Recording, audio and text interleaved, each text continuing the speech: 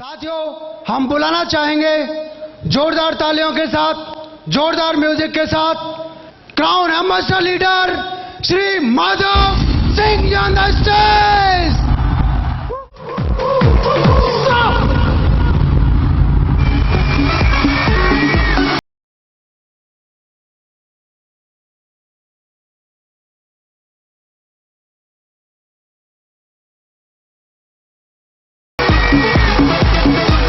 बहुत बहुत शुक्रिया, बहुत बहुत धन्यवाद इतने प्यार का, सम्मान का और आपकी तालियों का शुक्रिया। Thank you very much. मेरा नाम माधव है, आगरा में रहता हूं मैं। पारिवारिक बैकग्राउंड की बात करूं, मेरे पिताजी रेलवे में जॉब करते थे, दादाजी सरकारी नौकरी में भी थे, मां हाउसवाइफ, 4 भाई और एक छोटी बहन। मेरा नंबर घर में तीसरा, मेरे से 2 बड़े भाई, तीसरे नंबर पर मैं, मेरे से एक छोटा और एक छोटी बहन। मेरे पिताजी नौकरी में थे, दादाजी भी सरकारी नौकरी में थे, कुछ रिश्तेदार भी सरकारी नौकरी में थे। तो उन सभी की चाहत थी कि हमारे बच्चे भी आगे अच्छे से पढ़ें लिखें और वो भी सरकारी नौकरी में जाएं, ताकि वो भी अच्छे से सेट हो पाएं और अपनी जिंदगी में कुछ बने। ऐसा ही सभी परिवारों में होता है कि नहीं होता है? होता है कि नहीं होता है? क्योंकि हमने देखा कि हमारे घर में सरकारी नौकरी थी तो उतनी ज्यादा दिक्कत नहीं थी, खाने के लाले नहीं थे, पढ़ाई लिखाई अच्छे से करा पा रहे थे हमारे पिताजी। और हमने कुछ और रिश्तेदारों को देखा तो उनके घर में बहुत ज्यादा किल्लत थी, दिक्कतें थी। हमारे यहां पर फिक्स एक इनकम आ जाती थी और उससे पूरा बजट बना के रखते थे पिताजी और मम्मी। और ये दूध वाले का, ये राशन का, ये बिजली का, ये इसका, ये उसका, ये इसका, ये पढ़ाई का, ये फीस का, ये बच्चों के ड्रेस का, इसका। ऐसा सभी के घरों में होता है कि नहीं होता है? हमारे घर में भी वही चल रहा था, सब कुछ ठीक ठाक था, सब कुछ बढ़िया था। सडनली बीच में कुछ ऐसी फाइनेंशियल क्राइसिस आ गई, ऊपर वाले को कुछ न कुछ मंजूर होता है, कुछ दिक्कतें आई और उस दिक्कत की वजह से घर में काफी शोक का माहौल हो गया। एकदम से फैमिली कर्जे में चलेगी, पिताजी वगैरह भी बहुत सोचने में मजबूर होने लगे, क्या किया जाए, नौकरी से कर्जा कैसे चुकाया जाएगा। और काफी फाइनेंशियल लॉस हो गया हमारे घर में। तो उस चीज को लेकर के बहुत दिक्कतें थी। बड़े भैया ने उसमें सपोर्ट करने के लिए अपनी पढ़ाई छोड़ दी और हमको बोला कि तुम लोग पढ़ते रहो, मैं पापा को सपोर्ट करता हूं। वो पापा को सपोर्ट करने लगे, फिर भी काम चला नहीं। तो फिर मेरे दूसरे बड़े भाई थे, उन्होंने भी पढ़ाई छोड़ दी। उन्होंने बोला तुम लोग पढ़ते रहो, मैं और मेरे छोटे भाई को बोला तुम दोनों पढ़ते रहो, हम दोनों सपोर्ट करते हैं पापा को। और लेकिन उन दोनों की काम करने से भी बात बनी नहीं। तो फिर मैदान में मैं भी कूद आया। मैं बोला मैं भी सपोर्ट करता हूं। तो मैं सपोर्ट करने के लिए क्या किया, 1000 रुपये महीने की नौकरी मुझे मिली, ठीक है। तो 1000 रुपये से लाखों का कर्जा चुकने वाला है था नहीं। चुक सकता है क्या? नहीं चुक सकता था। आज से काफी टाइम पहले की बात बता रहा हूं। तो कैसे बात बने, 15 साल पहले की बात। उस समय लाखों रुपए बहुत होते थे, हालांकि बहुत होते तो आज भी बहुत हैं, लेकिन उस समय वैल्यू ज्यादा थी। तो बड़े भैया ने समझाया कि हमारी पढ़ाई छूट गई, कोई बात नहीं है, तुम्हें पढ़ना है, नौकरी लगानी है और सहारा बनना है घर का और कुछ करना है, तुमसे बहुत उम्मीदें हैं। पिताजी भी बोला करते थे तुमसे बहुत उम्मीदें हैं, बड़े भैया बोलते थे तुमसे बहुत उम्मीदें हैं। तो सभी ये बोलते तुमसे बहुत उम्मीदें हैं, घर में रिश्तेदार आते थे तुमसे बहुत उम्मीदें हैं। तो मुझे लगने लगा कि मुझे अपनी पढ़ाई पूरी करनी चाहिए कैसे भी करके। मेरे दिमाग में कहीं से एक सॉफ्टवेयर था कि नौकरी लगे या न लगे भगवान जाने, पता नहीं लगेगी कि नहीं लगेगी, लेकिन जैसे तैसे करके कम से कम ग्रेजुएशन पूरी कंप्लीट कर लेनी चाहिए, मुझे बीएससी तो जरूर कर लेनी जरूर चाहिए, ऐसा दिमाग में था। तो मैं बीएससी की पढ़ाई कर रहा था और अपनी नौकरी करने लगा, काम धंधा वगैरह करने लगा। और जो भी मुझे जहां पर मैं फिट होता था, कभी लेखपाल के लिए, कभी बैंक के लिए, कभी रेलवे के लिए, एम्प्लॉयमेंट ऑफिस पे जाता, मुझे लगने लगा कि घर में कुछ होना चाहिए, बड़ा करना चाहिए। तो मैं अपनी जैसे तैसे अपनी पढ़ाई कंप्लीट की, ग्रेजुएशन कंप्लीट की। और किसी ने सलाह दी कि आप बैंक के लिए ट्राई करो, तो मैं बैंक के लिए ट्राई करना शुरू कर दिया। किसी ने बोला कि रेलवे में घुस जाओ, तो मैं रेलवे के लिए ट्राई करना शुरू किया। किसी ने बोला कि नहीं होटल मैनेजमेंट कर लो, वहां पर बहुत अच्छा स्कोप है, तो मैं होटल मैनेजमेंट करना शुरू कर दिया। किसी ने बोला कि नहीं बीएड करके मास्टर जी बन जाओ, तो मैं बीएड करना शुरू कर दिया। किसी ने बोला नहीं नहीं क्लास 1 ऑफिसर बन सकते हो, आप नाम रोशन कर सकते हो, क्लास 1 ऑफिसर बनना है आपको, तो मैं सिविल सर्विसेज की तैयारी करना शुरू कर दिया। और बड़ा कंफ्यूज था, मैं क्या करूं क्या ना करूं, कुछ समझ में नहीं आ रहा था और कुछ करना जरूर चाहता था। मेरे अंदर तमन्ना थी कि मेहनत करने के लिए मैं तैयार हूं, कुछ मिल जाए, कुछ करके दिखाऊं अपने लिए, अपने परिवार के लिए। जज्बा था अंदर से बहुत, लेकिन मालूम नहीं था क्या करना है। तो उस दरमियान में मैं बच्चों को ट्यूशन पढ़ाना शुरू कर दिया। जहां नौकरी थी उसको मैंने छोड़ दिया, बच्चों को ट्यूशन पढ़ाता था, वहां से आमदनी ज्यादा आती थी, 5-7 हजार रुपये महीने कमा लिया करता था। और बीएड भी कर रहा था, सरकारी नौकरी के लिए कोशिश कर रहा था बहुत, कैसे भी करके मिल जानी चाहिए। और भगवान को कुछ और मंजूर था, और मेरा जीवन बदलने वाली जो ऊपर वाले ने मेरे लिए सोच के रखा था, जो हर एक का जीवन बदल देती है, वो कंपनी सिक्योर लाइफ का प्लान मेरे दरवाजे तक भी आ गया। और गांव में मेरे चाचा जी रहा करते थे, वो गांव से चाचा जी के साथ में एक टाई वाले भैया आ गए, चलो तुम्हें कुछ दिखाते हैं। संडे को मेरे को प्लान दिखाने के लिए ले जाया गया। होटल में मैंने जाकर के इस मीटिंग को अटेंड किया और मेरे होश उड़ गए। मैंने जो आज से पहले कभी सुना ही नहीं था, इस तरह का बिजनेस होता भी है, इस तरह से जिंदगियां बदलती भी हैं। मैंने तो कभी सुना नहीं था, ना देखा था, ना जानता था इसके बारे में। और दिमाग में झट से एक ही बात आई कि चुको मत, कर लो इसको तुरंत ही। मेरे दिमाग में बिल्कुल भी बात नहीं आई कि इस तरह का बिजनेस होता है कि नहीं होता, चलता है कि नहीं चलता, रुकता है, भाग जाता है, क्या होता है, कुछ नहीं पता। एकदम अनजान था मैं, तो कुएं का मेढक था, एकदम नया नवेला था। मैं तो आया और इस बिजनेस को आंख बंद करके मैंने बिजनेस को ज्वाइन कर लिया। पूरी जोश के साथ मैंने इस बिजनेस को ज्वाइन किया।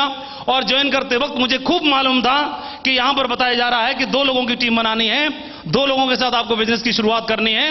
और मैं तो आराम से 10-5 को तुरंत बना लूंगा, तुरंत 10-5 की टीम तैयार कर लूंगा, ऐसा मुझे खूब भरोसा था। और इसी जोश के साथ में इस बिजनेस को मैंने ज्वाइन कर लिया। और ज्वाइन करने के बाद पूरे एक्साइटमेंट के साथ में मैंने सबसे नजदीकी क्लोज अपने फ्रेंड को बताया, जो हर वक्त मेरे साथ रहा करते थे, क्योंकि जो मैं करता था वही वो भी करते थे। मैंने बोला चलो इनको तो क्या बताना, इनको तो बोलता हूं तुम ज्वाइन ही कर लो तुरंत। तो मैंने उनको सबसे पहले सिक्योर लाइफ के बारे में बताया, और मुझे मालूम नहीं था कि वो इसके महाज्ञानी पहले से हैं। मुझे मैं बोला ये तो मेरा खासम खास है ना, शुरू से मेरे साथ ही पढ़ा है। तो मैंने बोला चल तुम्हें एक प्लान दिखाता हूं, बहुत बढ़िया है, मैंने ज्वाइन कर लिया है, खूब नोट कमाएंगे। बोला तुमने कंपनी तो ज्वाइन नहीं कर ली कहीं? बोला यार हाँ है तो कंपनी, लेकिन तुमको कैसे पता चला? बोला ना मैंने 3-4 महीने पहले ही सुन रखा है, तुम चक्कर मत पड़ जाना। और वो प्लान देखने तक नहीं गया। दूसरे मैंने दोस्त को क्लोज को बताया, मैं बोला इसको छोड़, इतना टाइम नहीं मेरे पास, 10-5 की टीम तुरंत जल्दी तैयार करनी है, अपलाइन को दिखाना है कि 2 नहीं कैसे 20 की टीम तैयार की जाती है। मैं अपलाइन के नजरों मुझे नंबर बनाने थे अपने। और मैं तुरंत दूसरे दोस्त के पास में गया, बोला ठीक है चलो। तो उस दिन शुक्रवार का दिन था, मैंने मंगल को ही ज्वाइन किया था, और मैंने संडे का तो इंतजार नहीं किया, उसको पकड़ के मैं शुक्रवार को ले जाकर बिठा दिया मीटिंग में, और ट्रेनिंग में बिठा दिया। तो वहां पर तो कुछ बताया नहीं जा रहा था बिजनेस के बारे में। जो लोग ज्वाइन हो चुके थे उनको काम कैसे करना है ये बताया जा रहा था, कैसे लिस्ट बनानी है, कैसे इनवाइट करना है, कैसे लोगों को ज्वाइन कराना ये बताया जा रहा था। तो वहां बताने लगे कि किसी को नाम मत बताना, क्या करना पड़ेगा ये भी मत बताना, और अमाउंट कितना लगेगा ये भी मत बताना। तुरंत खड़ा हो गया, तुरंत खड़ा हो गया और भाग गया वहां से। मैंने सोचा बाथरूम गया होगा, और मैंने 5 मिनट इंतजार किया। मैं बोला 5 मिनट में तो आ ही जाना चाहिए था। तो मैं बाथरूम के दरवाजे पर खटखटा रहा हूं, बाद में पता चला दरवाजे पर लॉक बाहर से लगा हुआ है। मैं बोला यार लॉक अंदर है और लॉक बाहर कैसे लग गया? तो मैं बाद में पता चला अंदर नहीं है। तो मैं समझ गया अपनी कोचिंग पे भाग गया होगा। अब मैं बोला कोचिंग पे जाने से कोई फायदा है नहीं। मैं मीटिंग में बैठा रहा, और बैठने के बाद में मैं शाम को उनके पास में गया। मैं बोला तुम क्यों चले आए थे? उन्होंने बोला आपने ज्वाइन तो नहीं कर लिया? तो मैं बोला यार इसको क्या बताऊं, मैं बोला ज्वाइन कर लिया ये बताऊं कि नहीं बताऊं? तो इसकी जरूरत अभी नहीं है। तो मैंने बोला ठीक है बता ही देता हूं, मैंने तो ज्वाइन कर लिया। तो आप बिलीव नहीं करोगे, ईद के बकरे की तरह से हाथ जोड़ के बोला मुझे बख्श दो। तो उसने बोला बख्श दो। मैं चुपचाप चला आया। मैं बोला यार खास दोस्त है, अपने आप को बोलता है और ऐसे बोल रहा है बख्श दो, इतना बढ़िया बिजनेस है और बोल रहा है बख्श दो। मैंने बोला छोड़ो कोई बात नहीं, मेरे पास टाइम कम है और मैं इतना टाइम वेस्ट करूंगा नहीं। मेरा तीसरा सबसे जिगरी दोस्त था और वो कोई दुनिया में बात टाल दे लेकिन वो बंदा मेरी बात टाल नहीं सकता था। मैं बोला सबसे खास दोस्त को पकड़ता हूं और मैं शनिवार के दिन, शुक्रवार को मैं उसने मना किया, शनिवार के दिन मैंने अपने दोस्त को इनवाइट कर लिया। उसने बोला हाँ ठीक है। मैंने बोला संडे को मैं सुबह आपके घर आऊंगा, वहीं से दोनों साथ में चलेंगे बाइक पे। तो मैं संडे को सुबह ही पहुंच गया उसके घर पे, तैयार दोनों हुए। उसको मैं साथ में बिठा के बाइक से लेके जाने वाला ही था कि उनके बड़े भैया जो पीएचडी थे, जो हम जैसे को पढ़ाया करते थे, तुरंत मुंह से तान के ऐसे आए, कहां जा रहे हो तुम लोग? उनके लिए तो बच्चे थे ना हम, छोटू। तो मैं बोला इनको क्या बताऊं, कहीं ये भी ना ऐसे डस लें। ठीक है, कहां ये विलेन कहां से आ गए? तो मैं बोला कंप्यूटर सीखने जा रहे हैं हम। तो कंप्यूटर सीखने जा रहे हो? बहुत बढ़िया बहुत बढ़िया। से बोले शाबाश शाबाश, बहुत बढ़िया, कंप्यूटर सीखना अच्छी बात है। तभी उसने तुरंत बोल दिया, उसमें मेंबर बनाने से 1,000 रुपए भी आते हैं। मेरे वाले ने वो उसमें 2 मिनट चुप नहीं रहा गया, उसने बोल दिया तुरंत। मैं बोला मरवाएगा ये, चुप। और तुरंत वो अपने रौद्र रूप में धारण कर लिया उन्होंने ऐसे करके, और बोले खबरदार इन चक्करों में पड़ मत जाना, तुम लोग बच्चे हो, क्या जानते हो तुम, दुनियादारी क्या देखी तुमने, और खबरदार इन चक्करों में पड़ जाना, ये कंपनियां आती हैं और ऐसे भाग जाती हैं। और वो तो पीला पड़ गया, भाग गया, घर में घुस गया। वो दोस्त भी मेरा खास जिगरी, और मेरे सोचा कि अब मैं यहां और खड़ा रहूंगा तो इनका लेक्चर और सुनना पड़ेगा, यहां से निकलो। तो मैं वहां से निकल के घर नहीं गया, मैं सीधा मीटिंग में गया। और मीटिंग में जाने के बाद चुपचाप मीटिंग अटेंड करता रहा। हॉल भरा हुआ था, लोग थे, सब जोश में थे, एक्साइटमेंट था, सबके चेक आ रहे, सबके गेस्ट आ रहे, मेरे साथ ही कोई गेस्ट नहीं। तो मेरे को समझ में नहीं आया कि काम अगर नहीं चलेगा तो किसी के साथ नहीं चलेगा, और इनके साथ चलेगा तो दुनिया में मेरे साथ जरूर चलेगा। मैंने बैठा बैठा एक बात दिमाग में एक और सोची, मैं बोला कुछ ना कुछ मिस्टेक हो रही है, अब उनसे जानकारी जरूर लूंगा मैं। और मैं अपनी अपलाइन के साथ में बैठा, मैंने बोला सर बताओ, दुनिया के लोग आ रहे हैं, मेरे साथ कोई नहीं आ रहा, मुझे बिजनेस में डायमंड बनना है, बताइए कैसे बना जाएगा। उन्होंने बोला कि एक काम करना माधव जी, सीख लो, खाली बोरी कभी खड़ी नहीं होती, लेकिन भर जाए तो कभी गिरती नहीं है। आप सीख लो, जानकारी ले लो, एक बार सीख लो, सीख लो, बहुत बड़ा आदमी बनना है आपको, सीख लो इसमें। और मैंने सीखने की बात समझ में आई, और उन्होंने बोला चलो मेरे साथ दिल्ली, आपको वहां पर एक डायमंड की प्रमोशन देखने का मौका मिलेगा। और दोस्तों मैं सोचा बारात में जा रहा हूं इनकी, मैं दिल्ली चलना है, तो मैं सोचा बस तैयार लगी मिलेगी, उस पर अपन जाके बैठना है, पेप्सी मिलेगी फ्री में। तो उसने बोला 200 रुपए ढीले कर ले। मैं बोला 200 रुपए, 200 रुपए पिक्चर की, कभी बालकनी की टिकट जिसने लेके देखी नहीं, क्योंकि महंगी आती थी 25 रुपए की, और वो 200 रुपए की टिकट लेगा। तो उन्होंने बहुत समझा बुझा के मेरे को सेट कर ही लिया आखिर, और मेरे को दिल्ली में ले गए। दिल्ली में मैंने डायमंड को अपनी आंखों से देखा, और दोस्तों मेरे रोंगटे खड़े हो गए। मैंने वहां पर कमिटमेंट किया अपने आप से, चाहे कुछ भी क्यों ना हो जाए, डायमंड बन के जरूर दिखाऊंगा, चाहे कुछ भी क्यों ना हो जाए। और वहां से मैंने कमिटमेंट किया दोस्तों, और आकर के पूरी तेजी के साथ मैंने 35 लोगों को प्लान दिखाया, धड़ाधड़ धड़ाधड़ धड़ाधड़ धड़ाधड़। 35 के 35 लोगों ने बहाने बना दिए। बहाना कैसा, मुझे मालूम तो बहाना बना रहे हैं, कोई खूब पैसे हैं उसके पास, फिर भी बोला मेरे पास पैसा नहीं है। लोग बहाने ऐसे बनाते हैं, उन्हें बनाना भी नहीं आता। ऐसे बोलते हैं पैसे नहीं है, मेरे पास टाइम नहीं है, मेरे पास में कॉन्टैक्ट्स नहीं है, मैं कर नहीं पाऊंगा। अरे तुम्हारे पास पैसे नहीं है, पैसे नहीं है तो अभी तो ये बिजनेस करना है मेरे भाई। पैसे होते तो इस बिजनेस को करने की जरूरत ही क्या थी, है? नहीं है, मुझे भी मालूम है पैसे नहीं है, मेरे पास भी पैसे नहीं है, इसीलिए मैंने शुरू किया है। आपके पास भी पैसे नहीं है, पैसे की कमी को पूरा करने के लिए तो करना है। फिर आदमी मजबूरी में पैसे की व्यवस्था कर लेता है, मजबूरी में व्यवस्था कर लेता है, कभी हॉस्पिटल जाने के लिए, कभी मैडम की डिलीवरी करवाने के लिए, कभी किसी का कर्जा पटाने के लिए, कभी कुछ और काम करने के लिए, कभी नौकरी में जुगाड़ करवाने के लिए, कभी बच्चे का एडमिशन दिलवाने के लिए, मजबूरी में पैसे की व्यवस्था कर लेता है। तो क्या जब खुशी में जरूरत पड़े तो क्या खुशी में व्यवस्था नहीं कर लेनी चाहिए? जिंदगी बदलने की जरूरत पड़े तो वहां पर व्यवस्था नहीं कर लेनी चाहिए? कर लेनी चाहिए। लेकिन भगवान सद्बुद्धि दे उन लोगों को जिनके मुंह से बात निकलती है कि पैसा नहीं है बिजनेस को करने के लिए, जिंदगी बदलने के लिए नहीं उसके पास। बाहर है मेरे शख्स। दूसरे कई बहुत बोलते हैं कई लोग कि मेरे पास टाइम नहीं है। अरे टाइम नहीं है, मुझे भी मालूम है आपके पास टाइम नहीं है। टाइम क्यों नहीं? क्योंकि पैसा ही नहीं है। पैसे की कमी को पूरा करने के लिए सुबह से शाम, शाम से सुबह, सुबह से शाम, शाम से सुबह लगे रहे 15 साल हो गए, अगले 15 साल और निकल जाएंगे, तब भी मिल नहीं पाएगा टाइम। क्यों नहीं है? क्योंकि पैसे ही नहीं है। और मैंने अपने लोगों को देखा, इन सीनियर लोगों को 4 से 5 साल में वो लोग डायमंड बन गए। उनके पास पैसा ही पैसा है और टाइम ही टाइम है, पैसा ही पैसा है, टाइम ही टाइम है, पैसा ही पैसा, टाइम ही टाइम है। तो मेरे को लगा कि यार इसमें पैसा और टाइम दोनों कमाया जा सकता है।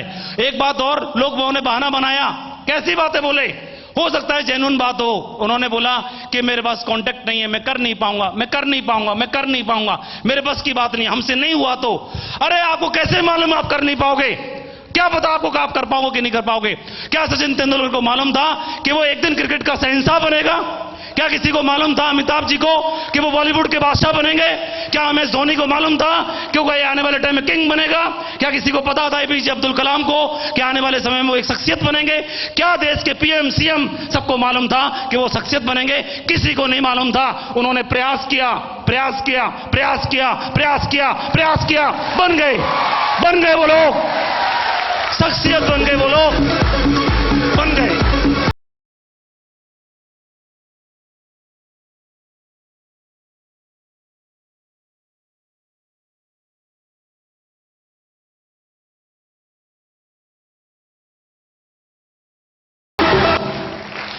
बल्ब बनाने से पहले बल्ब बनाने वाले को मालूम नहीं था कि बल्ब बना पाऊंगा कि नहीं बना पाऊंगा। धुन सवार थी, बना के देखता हूं भाई, बना के देखता हूं। बने बने बने बने बने बने, सालों गुजर गए, बना नहीं। लेकिन बंदे ने पीछा छोड़ा नहीं, बना के छोड़ूंगा, देखा जाएगी बात, बना के छोड़ूंगा। हवाई जहाज उड़ाने से पहले उसको मालूम नहीं था कि उड़ेगा कि नहीं उड़ेगा। और कई बहुत सलाहकार लोगों ने, विद्वान लोगों ने सलाह दी, उड़ता नहीं है, उड़ती नहीं है मशीन, उड़ता नहीं है लोहा। लेकिन वो पागल थे और उड़ा डाली उन्होंने, पागल बन के उन्होंने उड़ा डाली। ओम प्रकाश जी, नरसिंह ग्रेवाल जी, राजीव चतुर्वेदी जी, संजय जैन जी और भी ढेर सारे डायमंड, वो भी पागल बन गए। उनको लगा दिमाग में लगा कि शायद हम भी बन जाएं डायमंड। उनको मालूम ही नहीं था कि वो डायमंड नहीं बन सकते। ओम प्रकाश जी को मालूम ही नहीं था कि वो डायमंड इस बिजनेस में नहीं बन सकते। लेकिन ये बात उनको कहां पता थी? उसी तरह, ठीक उस तरह से जिस तरह भंवरे को पता ही नहीं होता कि साइंटिफिक तरीके से देखा जाए, शारीरिक स्ट्रक्चर के आधार पर देखा जाए तो उड़ ही नहीं सकता। लेकिन उस पगले को यह बात पता ही नहीं है और अनजाने में उड़ता रहता है, उड़ता रहता है, उड़ता रहता है। और ओम प्रकाश जी को, ग्रेवाल जी को, चतुर्वेदी जी को, बाकी लोगों को मालूम ही नहीं था कि वो डायमंड बन नहीं सकते। और अनजाने में वो लगे रहे और डायमंड बन गए। उदाहरण पेश कर दिया पूरी दुनिया के सामने, पूरे हिंदुस्तान के सामने, हम बन के दिखा दिया, आप भी बन सकते हो। रास्ता खुल गया सभी लोगों के लिए, रास्ता खुल गया सभी के लोगों के लिए, खुल गया सभी के लिए, सबके लिए रास्ता खोल दिया। डायमंड बन के दिखाया जा सकता है। और दोस्तों, हमने उनको देखा इस बिजनेस में डायमंड बनते हुए। एक ही दिमाग में भूत सवार था, डायमंड बनना है चाहे कुछ भी क्यों ना हो जाए। और मैंने जिन 35 लोगों को प्लान दिखाया, उन्होंने जो बहाने बनाए तो बनाए, कोई फर्क नहीं पड़ता, मैं लगा रहा। उन्हीं 35 लोगों में से एक मेरे साथी थे जो स्कूल में पढ़ाया करते थे, डॉक्टर साहब थे, प्रिंसिपल थे जिस स्कूल में पढ़ाता था वहां के। उन्होंने आकर के बिजनेस को ज्वाइन कर लिया। मैंने, जबकि वो पागल आदमी को मैंने एक ही बार प्लान दिखाया था। और दूसरा, मैं उसकी तरफ, उनकी तरफ देख रहा कि ये वैसे प्रिंसिपल हैं, मैं इनसे कम पढ़ा हूं, ये एमएड है, मैं बीएड हूं केवल। दूसरा, कहीं पागल तो नहीं है, क्योंकि मैं तो उनका फॉलो करने भी नहीं गया, घर पे मिलने भी नहीं गया। दो ही सूरत में आदमी काम कर सकता है, या तो आधा पागल है या पूरा पागल है। तो डॉक्टर साहब ने ज्वाइन कर लिया। मैं, डॉक्टर साहब सचमुच में ज्वाइन कर रहे हो? बोला हाँ सचमुच में ज्वाइन कर रहा हूं। मैं, चलो ठीक है, एक तो बना। तो उन्होंने ज्वाइन कर लिया। मैं बोला चलो दूसरे ही जुगाड़ देखते हैं। तो एक तरफ एक आदमी हो गया, दूसरा खाली था। तुरंत दिमाग कहां जाएगा, खाली वाली पोजीशन पे। तो मेरी दूसरी भी लेग खाली थी, तो मैं उधर के लिए कोशिश कर रहा हूं। उससे पहले ही डॉक्टर साहब बगैर पूछे मेरे ऊपर अपलाइन से मिलकर 3 लोगों को और भर्ती करा दिया, इसमें ज्वाइन करा दिया। और आप लोग क्या होते, खुश होते कि नहीं होते? मेरे को मालूम नहीं कुछ भी बात कि मेरे नीचे 3 लोग और ज्वाइन हो गए। और मैं जब मीटिंग में गया तो अपलाइन बोला, माधव जी बधाई हो, आपके नीचे डॉक्टर साहब ने 3 लोग और ज्वाइन करा दिए। मैं इतना गुस्सा हुआ उन तीनों लोगों पे, तुम्हारी हिम्मत कैसी हुई, मेरे से पूछे बिना मेरी टीम में भर्ती कैसे करा दी? बताइए। वो भागा प्लान तो मेरा मैं बोला डॉक्टर साहब तुमने किससे पूछ के ज्वाइन कराए? अरे बोले मेरे नीचे तो होने ही थे ना। तो मैं बोला तुम्हारे नीचे होने थे 2, तुमने 3 क्यों करा दिए? एक मेरे इधर दे देती। तो मेरे को वैसा कुछ, तो उन्होंने तो खैर मना कर दिया, कोई बात ही नहीं, अब क्या होता है। अब मैं लगने पहले तो मैं जूनियर था, अब मैं यहाँ बिजनेस में सीनियर बन गया उनका, डॉक्टर साहब का। तो मैं बोला अभी इज्जत की बात आ गई है, दूसरी लेग को चलाना पड़ेगा भाई, इसमें डालना पड़ेगा अभी 1-2 लोगों को। तो मैं कोशिश कर रहा था अपने आप पे। तो एक बीडीओ साहब का लड़का था, वो बीडीओ साहब बोला करते थे कि माधव जी हमारे बच्चे को भी अपने संग लगा लेना, वैसे बोला करते थे पहले कभी। तो मैं सोचा अभी लगाने का वक्त आ गया इनके बच्चे को। तो मैं बोला अंकल जी आप अपने बेटे को भेजो और उसको लगाने का वक्त आ गया है। बोला अच्छा फिर ठीक है। तो उन्होंने झट से डीडी जमा करवाया और उसको ज्वाइन करवा दिया। अब ज्वाइन करके मैं बड़ा खुश, मेरा चेक आ गया। मैं बोला बहुत बढ़िया, अभी लाइन लगा देंगे। तो मेरा चेक आ गया, मैं तो खुश था। लेकिन उससे पहले क्या हुआ, 1 हफ्ता गुजरने के बाद ही तुरंत बाद वो बंदा जो बीडीओ साहब का लड़का था, मेरे को मालूम नहीं था वो आधा पागल है, तो वो अगले हफ्ते घर पे पहुंच गया मेरे। मैं मीटिंग में गया हुआ था, घर पे मम्मी पापा के पास गया, अंकल जी भैया कहाँ हैं? तो उन्होंने बोला वो तो है नहीं, काम बताओ। मेरा चेक आया होगा। तो उस पागल का चेक कहां से आ जाएगा बताइए? तो मैं घर पे पापा ने बताया कि वो चेक मांग रहा था बीडीओ साहब का लड़का, मैं उसका चेक कहां से आ जाएगा अभी? उसको लगा मैं बात करता हूं। तो मेरे पास फोन तो था नहीं उस समय पर। तो मैं वो अगले बार मीटिंग में फिर मिल गया, भैया मेरा चेक।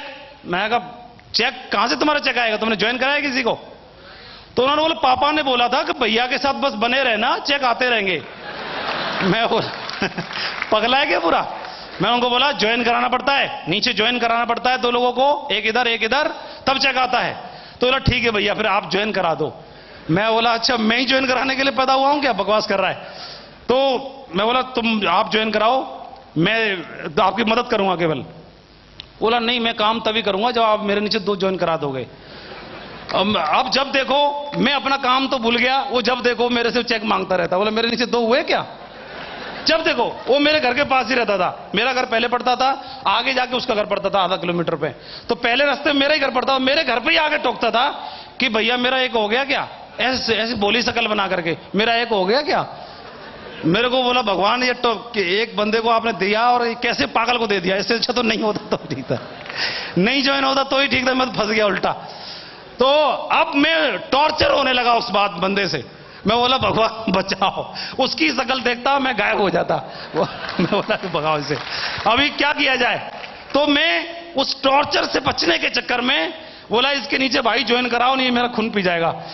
तो मुझे चेक चाहिए इस चक्कर में काम नहीं कर रहा मैं अब, और उससे टॉर्चर ना करे इस चक्कर में मैं काम करने लगा कि इस बंदे के नीचे कहीं से ढूंढ के लाऊं। तो कोई मिल ही नहीं रहा, तो मैंने सोचा इसको थोड़ा ठंडा कर देता हूं। तो मैंने अपने छोटे भाई को उसके नीचे ज्वाइन करा दिया। मैं चल 1 महीने में बोला तुम्हारे नीचे ज्वाइन करा दिया है। तो बोला ठीक है भैया ठीक है, 1 और रह गया है। अब वो जो ज्वाइन करा दिया तो बोल नहीं रहा, बोला 1 और रह गया है, ये बोल रहा बकवास कर रहा है। मैं बोला कहीं से भी लाऊं इसके लिए 1 और कहां से ढूंढूं। तो ढूंढने लगाऊं, मेरे पसीने आते थे, अभी भी आ रहे हैं उस बात को सुन के। तो मेरे दिमाग में नहीं आया, मेरे रिश्तेदार को ज्वाइन हो नहीं रहा, पड़ोसी को ज्वाइन हो नहीं रहा, और किसको कराऊं। तो उस समय मैं बीएड की क्लास कर रहा था। तो मेरे को दिमाग में आया बीएड में 50 लड़के 50 लड़कियां हैं, ना तो रिश्तेदार हैं अपने और ना ही दोस्त हैं, 2-4 मुर्गे बना देते हैं, क्या फर्क पड़ता है। सही है, काम चलेगा तो ठीक है, नहीं तो निकल लेंगे अपनी पतली के लिए। कौन से दोस्त खास हैं बाद में बोलेंगे, सब घर अपने अपने घर, टाटा बाय बाय। तो मैं सोचा इधर से फंसाता हूं 1-2 को।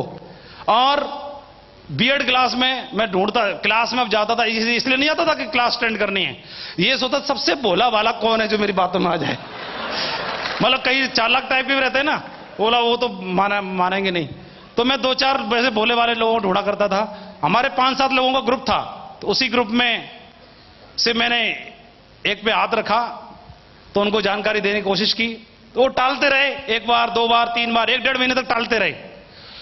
आखिर करके मैं पीछे पड़ा ही रहा, क्योंकि मेरे पीछे कोई और पड़ा था भूत वो, तो उससे कर मेरे को तो पीछे पड़ा ही रहना था।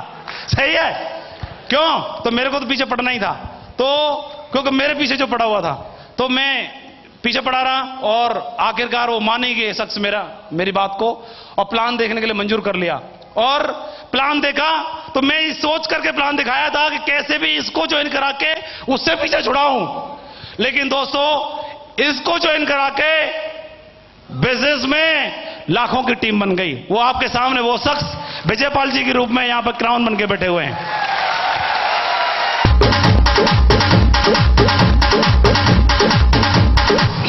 दूसरी चीज, उधर मैंने ज्वाइन कराया, उधर भी बल्ले बल्ले हो गई, लाइन लगना शुरू हो गई, डायमंडों की बौछार आना शुरू हो गई।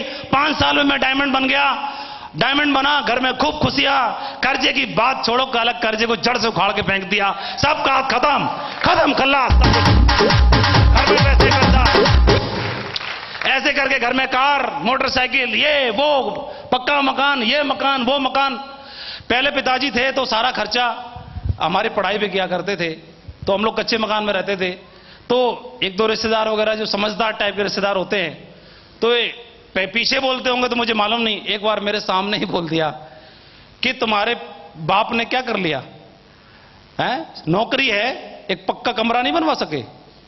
तो वो हमारे पिताजी प्रमोशन लेते नहीं थे, ट्रांसफर पे जाते नहीं थे, क्योंकि बच्चों के संस्कार कौन देगा, बच्चों से दूर हो जाऊंगा इन 5 से तो गड़बड़ हो जाएगी। तो हमारे चक्कर में उन्होंने सेक्रीफाइस किया, प्रमोशन नहीं लिए, और वो सारा खर्चा हम लोगों पे करते रहे, हमारी पढ़ाई पे। तो उन्होंने बोला कि मेरी दौलत, मेरा सब कुछ, ये बच्चे ही हैं। और तो मेरे दिमाग में था कुछ भी हो जाए भाई, मकान पक्का जरूर बनाना है एक बार। तो मैंने फिर काम करना शुरू किया, और आगरा में जितनी भी पोस्ट कॉलोनी है, सबसे महंगी आगरा में, पूर्व पश्चिम उत्तर दक्षिण हर दिशाओं के अंदर जितनी भी पोस्ट कॉलोनी है, उस पोस्ट कॉलोनी में माधव के नाम का एक फ्लैट, एक प्लॉट, एक लग्जरी प्रॉपर्टी जरूर है। 10 करोड़ रुपए की प्रॉपर्टी पिछले 11 साल में सिक्योर लाइफ की कमाई से आज उसी घर में है।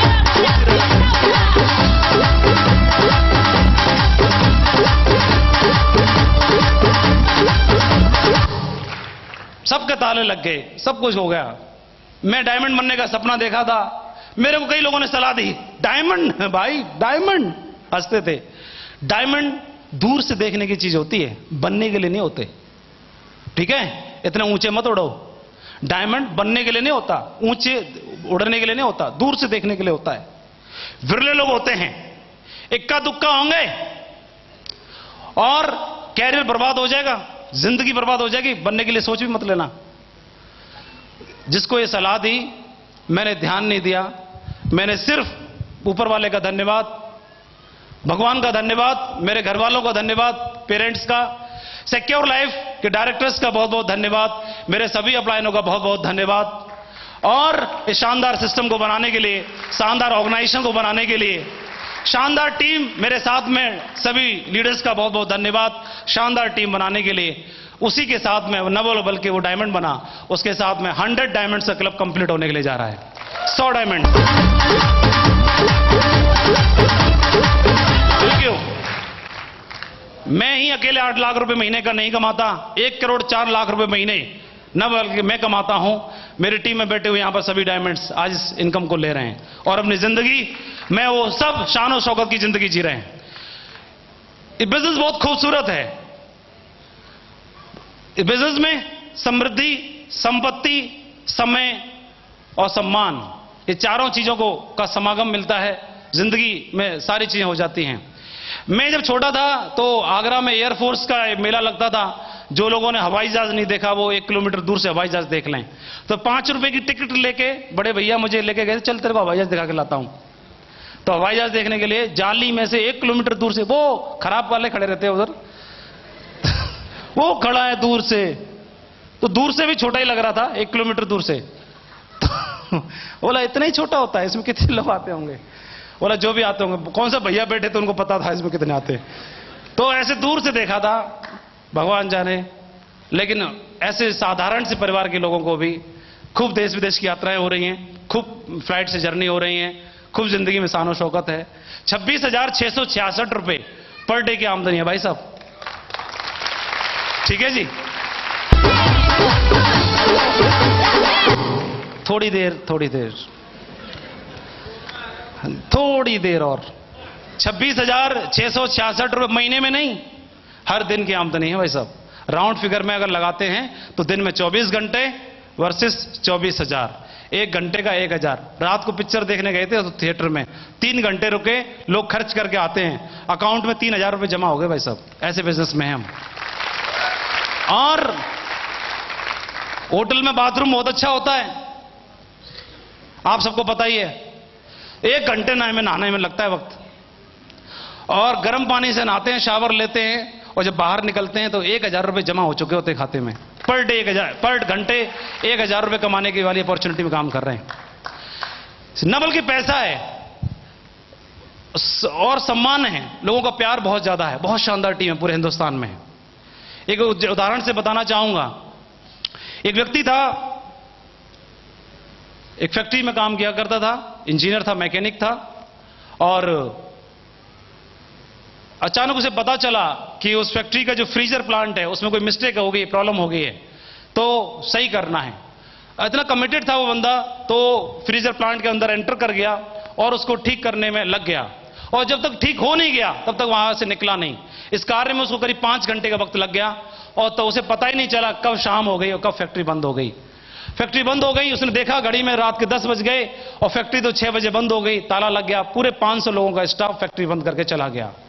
वो फ्रीजर प्लांट का दरवाजा बाहर से बंद था, लॉक हो गया, सारी लाइटें बंद थी, और उसे लगने लगा आज तो मेरी मौत निश्चित है, और मुझे तो पता ही नहीं चला। बेसमेंट में था, मोबाइल काम नहीं कर रहा, वो समझ नहीं आया मैं क्या करूं। बहुत दरवाजा ठोका, बहुत पीटा, उसे समझ में आ गया था 6 बजे सब लोग जा चुके होंगे। परेशान बहुत था, क्या करूं भगवान, आज मेरी मौत निश्चित है।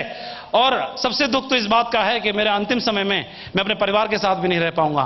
परिवार को मिस करने लगा, और थोड़ी देर में उसने सरेंडर कर दिया। आधे घंटे प्रयास करने के बाद सरेंडर कर दिया, और अपने मिस्टेक्स के लिए ऊपर वाले से क्षमा मांगने लगा, और ऊपर वाले को जो जिंदगी थी उसके लिए धन्यवाद देने लगा। उसे मालूम था कि आज रात में बचने वाला नहीं हूं, क्योंकि फ्रीजर प्लांट में अगर बंदा रहेगा तो रात भर मर ही जाएगा। तो बहुत परेशान होने लगा। तभी थोड़ी देर के बाद उसके कानों में किसी के चलने की, कदमों की आवाज सुनाई देने लगी। तो उसे लगा कि कोई आ रहा है, और फिर उसे महसूस हुआ कि कोई दरवाजे पर ताला खोलने का प्रयास कर रहा है। अंधेरा था, लाइटें ऑफ थी। तो थोड़ी देर में दरवाजा खुला, उसने जोर जोर से चिल्लाया, कोई कौन है वहां पर, कौन है। और दरवाजा खुला तो सामने वाले व्यक्ति के हाथ में एक टॉर्च था, वो टॉर्च से कुछ ढूंढने का प्रयास कर रहा था। तो उसने तुरंत चिल्लाया, कौन है, मैं यहां पर अंदर हूं। तो सामने से आवाज आई, हाँ मुझे मालूम है, मैं आप ही को ढूंढने के लिए आया था। तो उसे समझ नहीं आया, टॉर्च की रोशनी में जब उसने देखा कि वो व्यक्ति कोई और नहीं, उसी फैक्ट्री का गेट पे सिक्योरिटी देने वाला सिक्योरिटी गार्ड था। तो उसने देखा कि आप बताओ आप यहां क्या कर रहे हो, सिक्योरिटी गार्ड से पूछा। तो उसने बोला कि मैं बाबूजी आप ही को ढूंढने के लिए आया था। तो उसने बोला कि मुझे ढूंढने कैसे आए थे, इस फैक्ट्री में तो 500 लोगों का स्टाफ है, 500 लोग बहुत होते हैं, और सब लोग 6 बजे चले गए, फिर तुम्हें कैसे पता कि मैं यहां अंदर हूं। तो उसने बोला कि बाबूजी 500 लोगों का स्टाफ जरूर है, पिछले 15 साल से मेरे कानों को एक आदत पड़ गई है, सुबह कोई आते वक्त मेरे को हेलो बोलता था और जाते वक्त गुड बाय बोलता था। 15 साल से मैं सुन रहा था, आज मेरे कानों ने हेलो तो सुना लेकिन शाम को जाते वक्त गुड बाय नहीं सुना, और मुझे लगा कि गुड बाय बोलने वाला व्यक्ति अंदर ही है, और मैं गुड बाय सुनने के लिए अंदर चला आया। तो वो व्यक्ति उसके लिए मसीहा का रोल अदा कर दिया उसने। अपने से छोटे वाले व्यक्ति के साथ भी उसने क्या किया, अच्छे से पेश आया, अच्छे से रिलेशन क्रिएट किए, उसको पूरा सम्मान दिया, और वो व्यक्ति उसकी जिंदगी में भगवान बन गया, जिंदगी बचाने वाला बन गया। दोस्तों वैसे तो देखा जाए, आध्यात्मिक दृष्टि से देखा जाए तो कोई भी व्यक्ति इस दुनिया में ना तो छोटा है किसी से भी, और ना ही बड़ा है किसी से भी, सभी बराबर ही है। लेकिन अगर कोई फाइनेंशियल स्टेटस के हिसाब से या किसी और चीज के हिसाब से, पद के हिसाब से हमसे जूनियर है, छोटा है, बड़ा है, क्या फर्क पड़ता है, डजंट मैटर। भगवान ने मौका एक ऐसा दे दिया है, हर एक के साथ कंधे से कंधे मिला करके हम जिंदगी में बहुत बड़ा कारवां खड़ा कर सकते हैं। और भगवान का बहुत बहुत शुक्रिया, ऐसा बिजनेस दे दिया है जहां पर सैलाब ला सकते हैं। इसी शख्स के साथ में लाखों की टीम बन चुकी है दोस्तों, और मुझे भरोसा है ये क्लब अभी 100 का ही बना है। मैं देख पा रहा हूं कि 1000 डायमंड का क्लब भी बनेगा और 10,000 डायमंड का क्लब भी बनेगा, और उसमें गिनती आप बैठे हुए लोगों की जरूर होगी। मैं जब विश्वास है आप सभी लोगों के ऊपर। कितने लोग मानते हैं कि हमारा 1000 डायमंड का क्लब बनेगा, 10,000 का बनेगा, तो आपका नाम उसमें शामिल होगा। सभी का एक बार खड़े होकर दिखाओ मेरे दोस्तों, जोरदार तालियां आप लोग।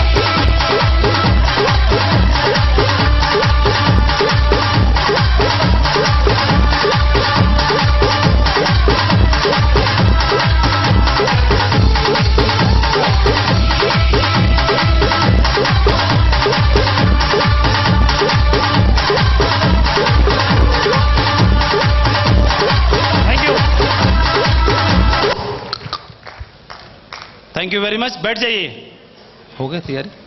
दोस्तों, जितनी खुशी आप सभी को हुई मुझसे मिलकर के, हमारे सभी डायमंड से मिलके, उतनी ही खुशी हमको भी हुई आप सभी से मिलके। आप जितने ऊर्जावान, आप जितने एम्बिशियस लोगों के साथ में काम करने का ईश्वर ने मौका दिया, ये मेरे लिए सौभाग्य की बात है। मैं सौभाग्य मानता हूं अपने आप के लिए, आप जितने अच्छे लोगों के साथ में काम करने का मौका दिया ईश्वर ने। दोस्तों, बहुत अच्छी जिंदगी बन चुकी है। मैं सिर्फ 11 साल में तो एक बच्चा हाई स्कूल भी पास नहीं कर पाता, क्योंकि 2-3 साल तो अंडर फर्स्ट में लग जाते हैं, छोटी क्लासेस में लग जाते हैं, लोअर क्लासेस में ही। और 11 साल में पूरी तरह से जिंदगी बदल चुकी है। मैं इस जिंदगी को कोई एक सेलिब्रिटी की तरह मैं जिंदगी जी रहा हूं। जो एक सेलिब्रिटी की जिंदगी रहती होगी वो जिंदगी में जी रहा हूं। सिर्फ 11 साल के अंदर बहुत ही साधारण से परिवार के होने के बावजूद भी पूरी तरह से जिंदगी बदल चुकी है। खूब सारा प्यार है, खूब संपत्ति, समय, सम्मान, सब कुछ है मेरी जिंदगी में। अगर मुझे नहीं मालूम स्वर्ग कैसा होता होगा, लेकिन जो जिंदगी मैं जी रहा हूं शायद ऐसा ही होता होगा, और शायद ऐसा ही होता होगा। हर तरफ से घर में खूब सारा प्यार है, सब कुछ है। तो मैं चाहता हूं आप सभी लोग डायमंड बने। हम और हमारे डायमंड आपके सपोर्ट करने के लिए तैयार हैं। ये मंच आप सभी का आह्वान करता है। आइए डायमंड बनिए और हमारे साथ में कंधे से कंधे मिला के चलिए।